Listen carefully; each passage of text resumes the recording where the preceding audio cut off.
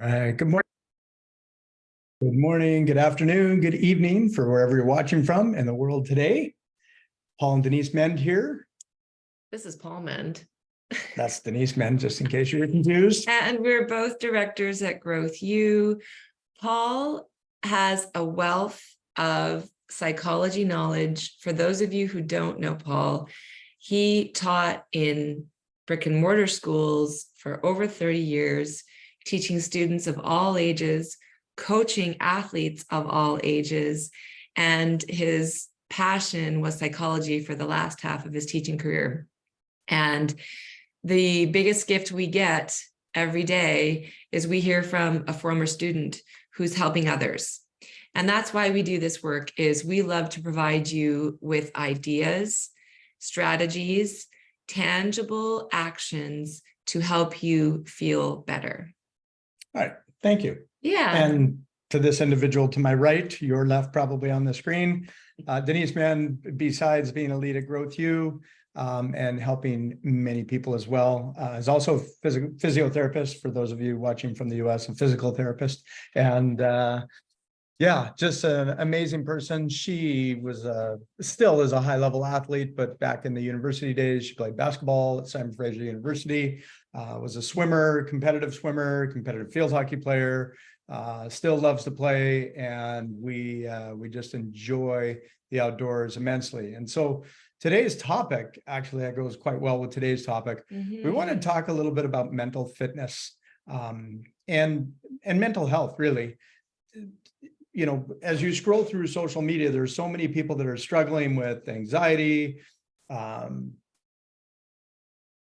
depression, weight gain. They just feel like there's nothing out there for them to really get better or to feel better.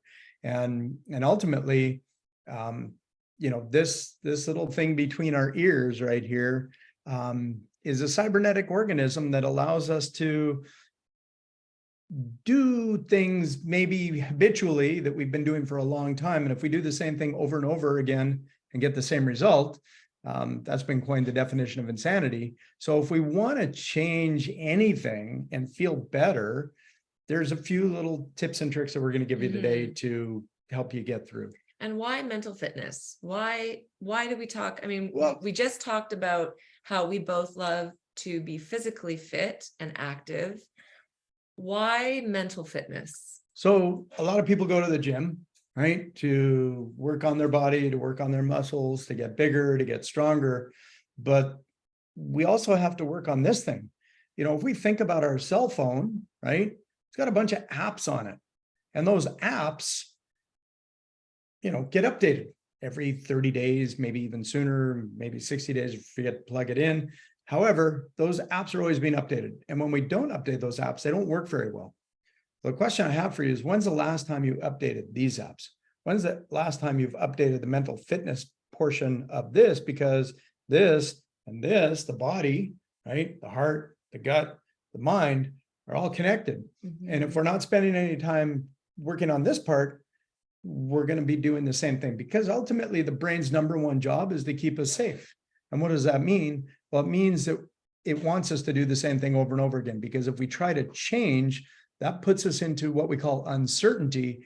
And uncertainty is where change happens. That's where growth happens. So if we want to grow this thing, we got to get a little bit uncomfortable and get our conscious brain in charge of our unconscious brain. Does that make sense? And, you know, a lot of people talk about growth.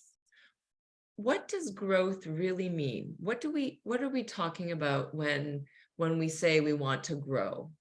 So really, from a neuronal perspective, it just means creating new neural pathways in the brain. It's neuroplasticity, right? Most of you have maybe heard of the word neuroplasticity. It's the ability of the brain to rewire itself.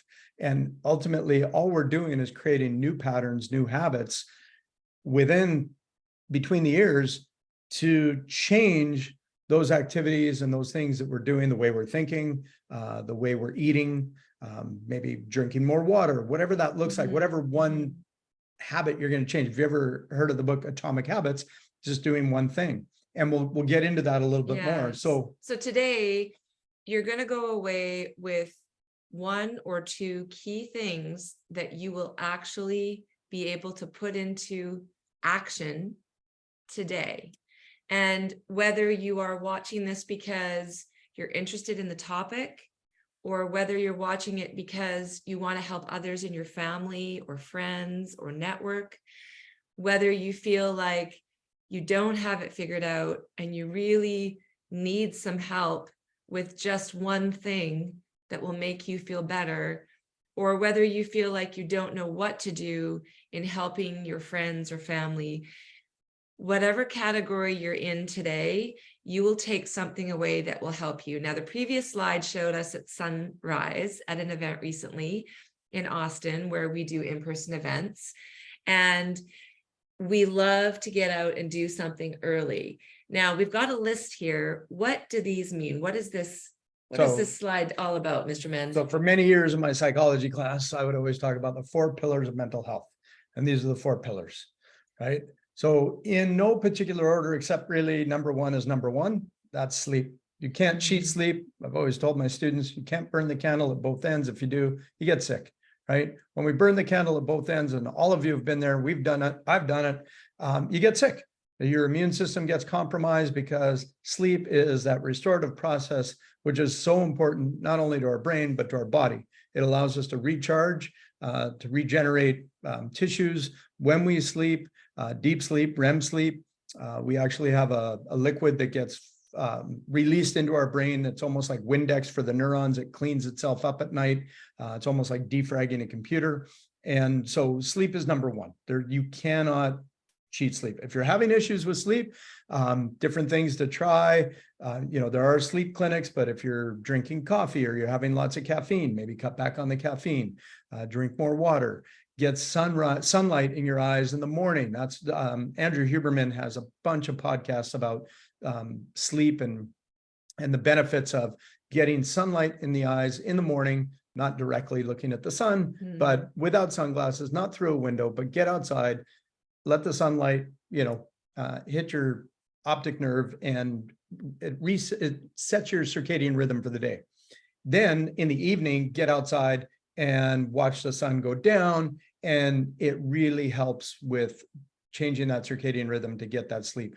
Drink some chamomile tea, have a warm bath, whatever it takes to, get these things out of the bedroom, right? Like if you spend time, I'm guilty of this a lot of the time, but good news is I do sleep well. So you do, but if you're up on this till 2 a.m, leave it in the kitchen, plug it in the kitchen, let it charge there. There are lots of good resources for sleep. We'll put some in the comments.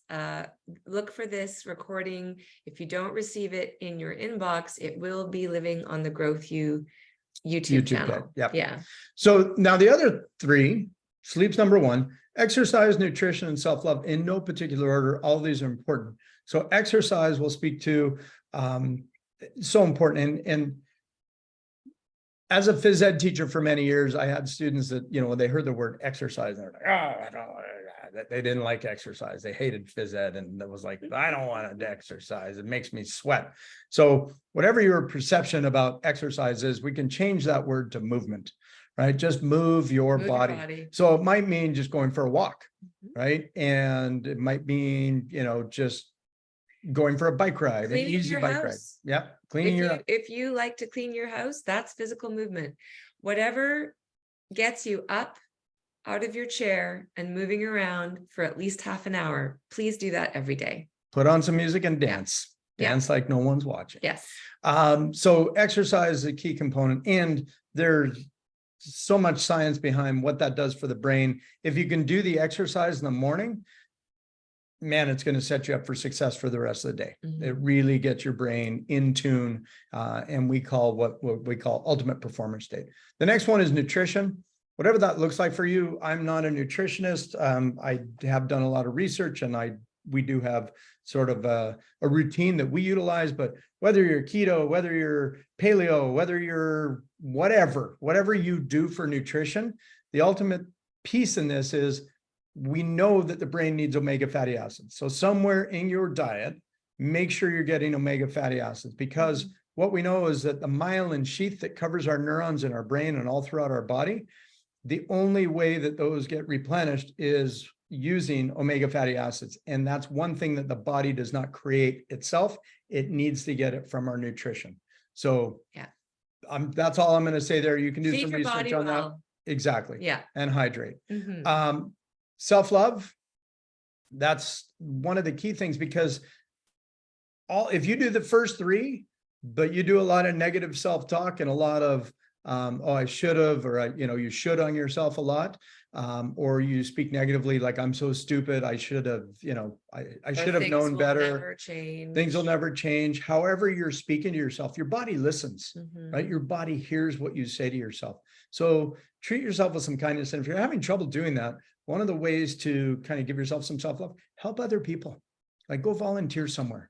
Go to the SPCA, volunteer with some animals, go volunteer at the soup kitchen, go volunteer. Mhm. And when you're helping others, it really changes the way that your mind works. So if you're, if you're struggling with that, that's one little tidbit.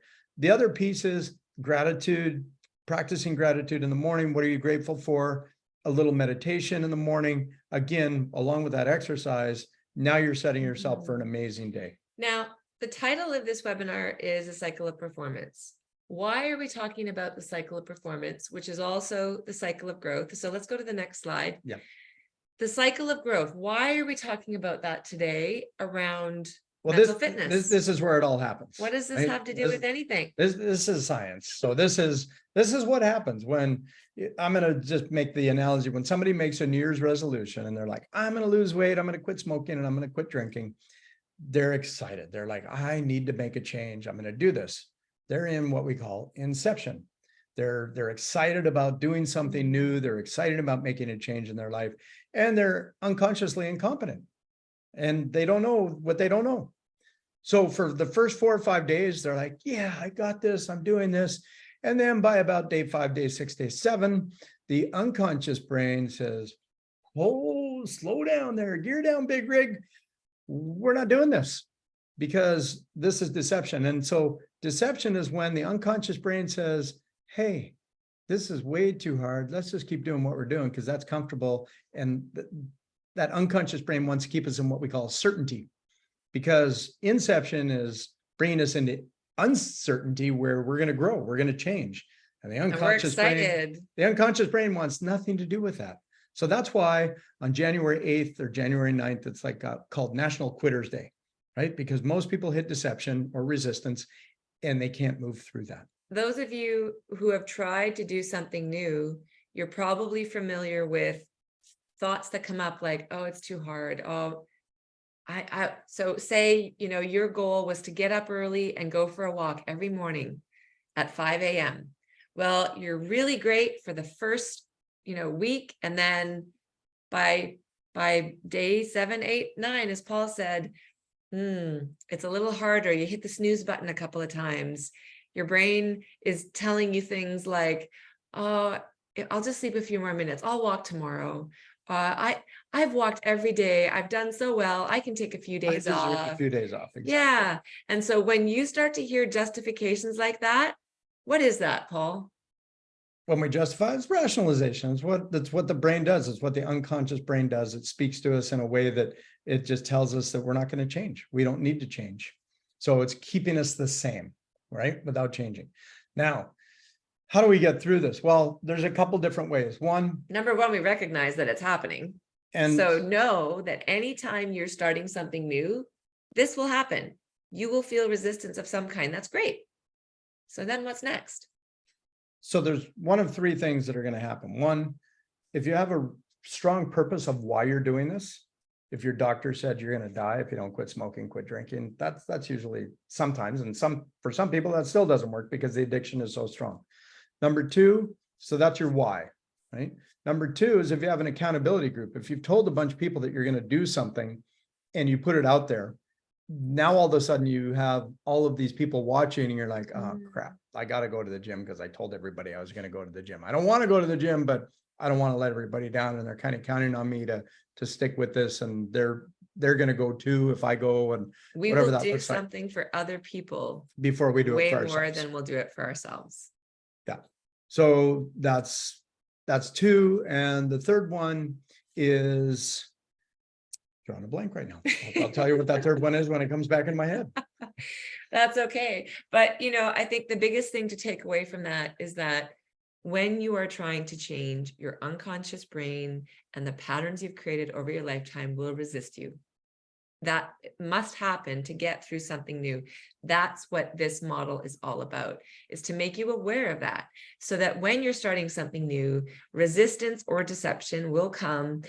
And when you create accountability, as Paul said, you tell somebody you want to do it, you have a strong purpose, or you go through a significant emotional event. Thank you. That was the third Right? one. That's the third one. That's okay. It's early here in where we live, and know that any of those things will help you to move through this cycle, right? And then transformation is where the hard work comes in. So Paul, in transformation, what are we doing?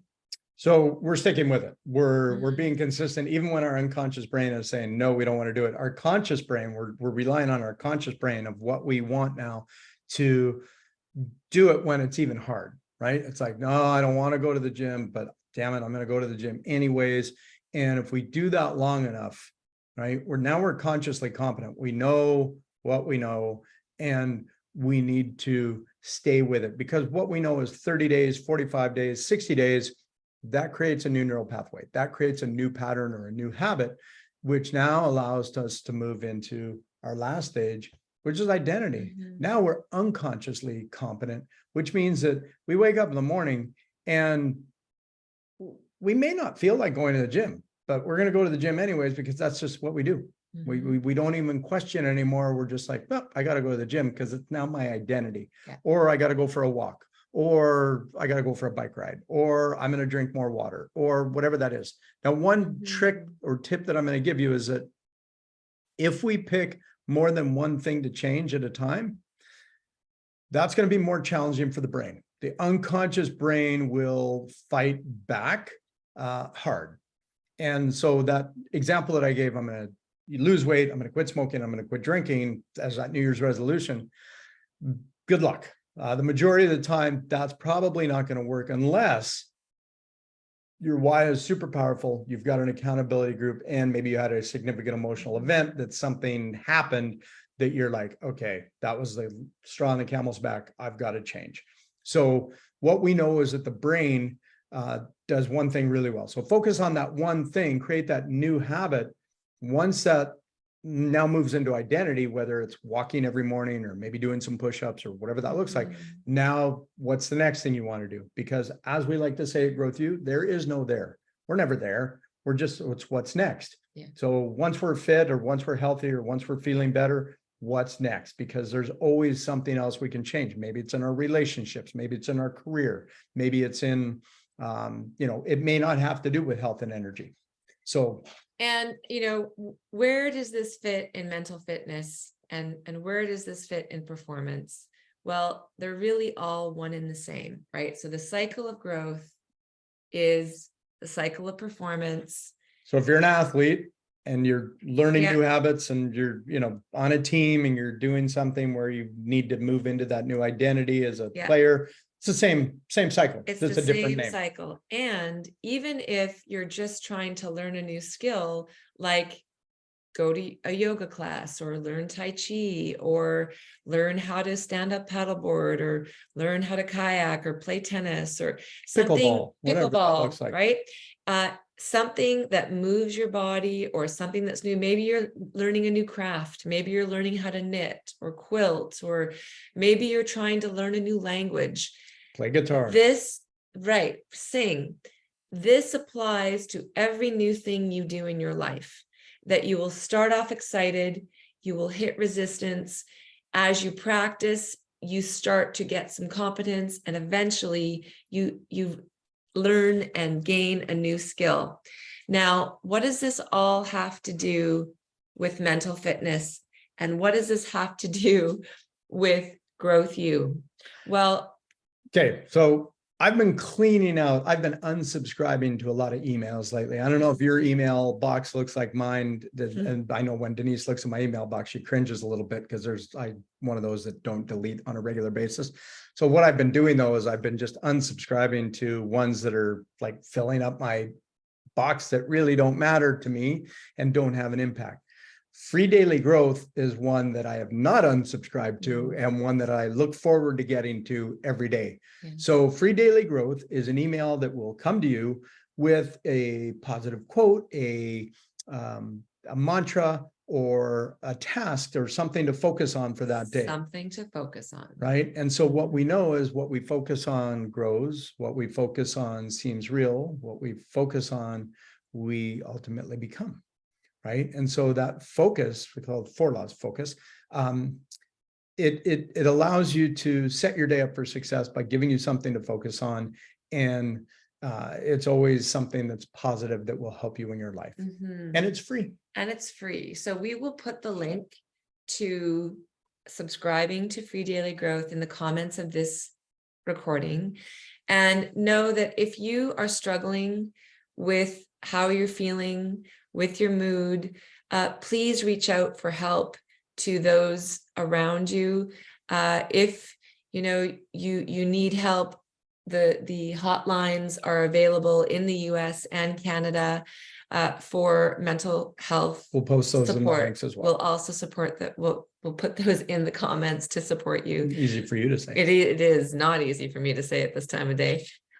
So please take away what works for you today, and remember that if all you do is to get up in the morning, get outside and get sunlight into your eyes and go for a short walk, that is the first step in feeling better. Anything else you want to say, Paul? I will finish with something that I say a lot. Change is inevitable. Growth is intentional. Focus on what you want, because if you focus on what you don't want, you'll get that too.